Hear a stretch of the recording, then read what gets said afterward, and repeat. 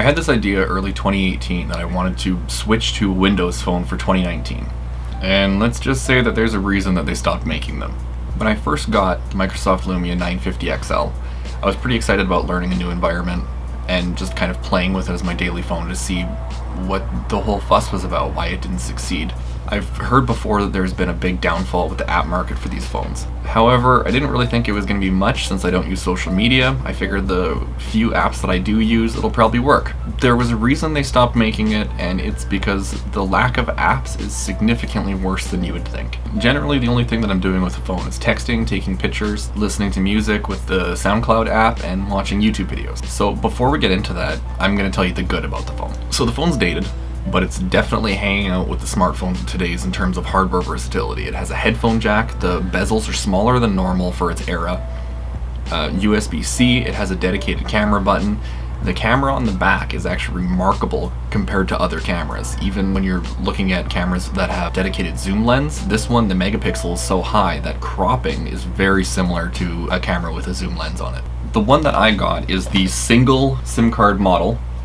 It's from Vietnam, so the charger is not compatible here. And then I also got the Continuum dock, and the charger for this one is North American. It also came with a 128 gig micro SD card. Now the only thing with the micro SD card is when you first initialize it, it needs to already be in NTFS. The card came FAT32, I put it in, nothing. Doesn't recognize it, doesn't show up, doesn't say that there's an SD card inserted. I did some searching online, there was a few other people who had this issue. Apparently you have to take the card out, put it in the little adapter that it comes with, put that into a PC, format it to NTFS, take it out of the adapter, put it back in the phone, and then from there it recognizes and everything is smooth sailing after that. Now you're probably thinking, okay, great, this is a pretty good phone, especially when I tell you that I paid $185 US shipped.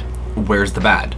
Well, that's where we get into the apps. I mentioned earlier how I take pictures, I text, listen to music, and watch YouTube videos. There's basically 4 main tasks that I do on this phone. It can achieve 50% of that. Now, there's no official YouTube app for this phone. There's a third-party one called AwesomeTube, but recently the developer just released a notice saying that Google rejected to continue allowing them to use the API for YouTube, which means that the app is going to become completely useless. It's the highest rated YouTube app. It's pretty much what you would expect an official app would be. You can sign in, subscribe, like videos, comment, upload, everything you'd want to do. It was perfect.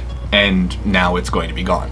Now the other 25% of what's not working with this phone is SoundCloud. I don't have any of the other streaming services. I just kind of defaulted to SoundCloud. It's been the one that I've been using. It's not a preference of any reason, it's just what I stuck with. Now the issue with this is they have a third-party app called AudioCloud. Works fantastic. Everything works, like music, playlists, you can pause, start, repeat, whatever you want. It has all of the functionality of the regular app except for one crucial feature, which is offline downloading. When you're going on long drives and you're streaming music, it eats up a lot of data. And because this third-party app isn't allowed to do that because of SoundCloud's terms of service for using their API, I'm pushing 10 gigabytes of data usage this month just because of the Windows Phone, solely because of SoundCloud. Every time I go into the car, go to drive to work, go for a drive, take pictures, whatever I'm doing, listening to music in the car. Now, the problem with this is every single time it streams the full song, and it will continue to do that through every single song that I'm listening to.